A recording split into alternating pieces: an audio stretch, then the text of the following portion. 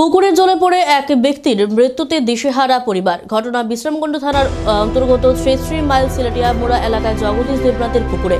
মধ্যবয়স্ক ব্যক্তির নাম নির্মল পাল, বয়স 50 বছর। মৃত ব্যক্তি পিতার নাম যুধিষ্ঠির পাল।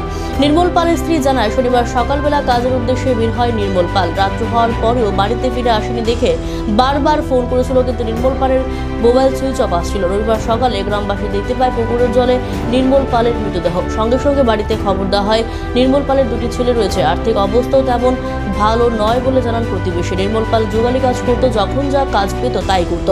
বাড়িতে আসতে দেরি হলে ফোন করে জানিয়ে দিত, কিন্তু গতকালকে নির্মল পাল কোনো ফোন করেনি বাড়িতে। ঘটনাস্থলে ছুটে আসে বিশ্রামগঞ্জ থানার পুলিশ এবং অস্বাভাবিক মৃত্যুর রহস্য উন্মোচনে তদন্ত নিয়েছে।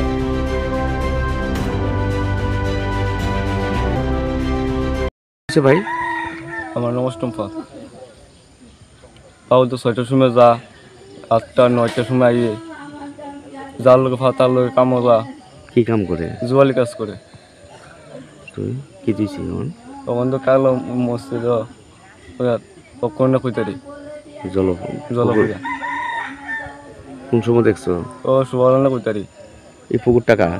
পুকুরটা জগদীশ কিটা দেবনাথ। এই জায়গাটার নাম কিটা? এটা সারাজগুলো না।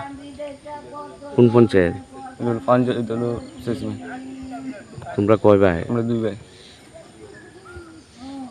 পুলিশ আইসিনি? পুলিশ এখন আইছে।